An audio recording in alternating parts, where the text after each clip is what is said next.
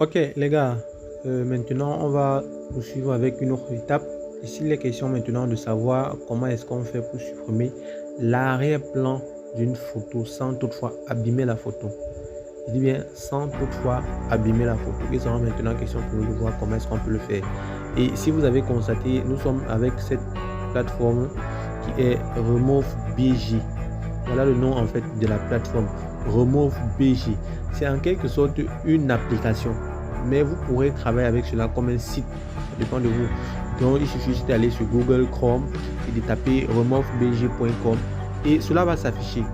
Donc là nous sommes dans l'interface de Remove BG. Ce qu'on fait c'est quoi? Pour supprimer l'arrière-plan de la photo, ce qu'on fait, c'est qu'on cherche d'abord la photo en question. On sélectionne une photo qu'on veut supprimer son arrière-plan.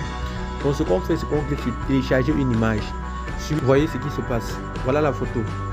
Voilà l'arrière-plan qui est affiché. Vous constatez là que l'arrière-plan n'est plus visible. Mais pour voir cela dans la galerie, ce qu'on fait, c'est quoi? C'est qu'on tape sur télécharger. Quand vous cliquez sur télécharger, ça va directement aller dans votre galerie et quand vous allez constater, l'image en question n'aura plus rien derrière. C'est comme ça que vous voyez souvent on fait des montages vidéo, des montages, des flyers et vous voyez on met la photo, il n'y a rien, il n'y a pas d'obstacle derrière. C'est grâce à ce site.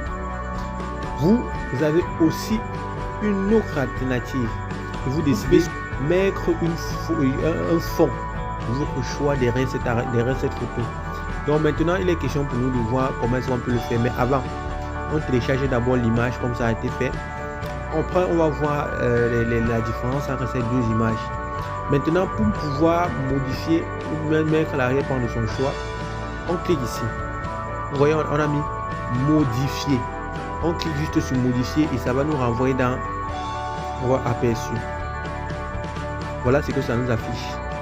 Bon, ici, on ne va pas mettre de long. Voilà en fait des propositions qui sont faites en dessous. Ça veut dire que si je clique sur une proposition comme celle-ci là, observons juste ce qui va se passer à l'écran. Sincèrement, en cliquant dessus, ça va juste changer l'arrière-plan. Toutes les photos que vous voyez, tous les arrière-plans que vous voyez ici là, c'est possible de le faire dans cette interface.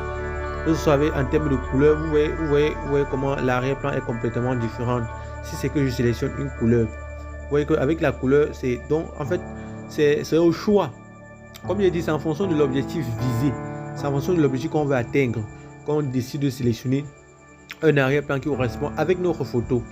Donc voilà comment chacun peut faire pour pouvoir supprimer l'arrière-plan. Maintenant, ce que je fais, c'est quoi? Si c'est que je vais télécharger l'image, je vais juste cliquer là. Vous voyez, il y a une petite flèche là. Ça veut dire que je clique là. Et ça télécharge l'image. Vous voyez, télécharger une image. Mais bon, je ne vais pas télécharger. Je vais juste laisser. Maintenant, ce que je fais, c'est quoi? C'est que je pars dans galerie et ensemble. Voilà la réalisation qui a été faite. Ça veut dire que je peux prendre maintenant cette photo. Je pars sur un flyer. Je l'insère parce qu'il n'y aura pas d'obstacle. Donc, je pense que c'est avec ça, ça va permettre à chacun de comprendre comment il peut faire pour modifier l'arrière-plan de sa photo.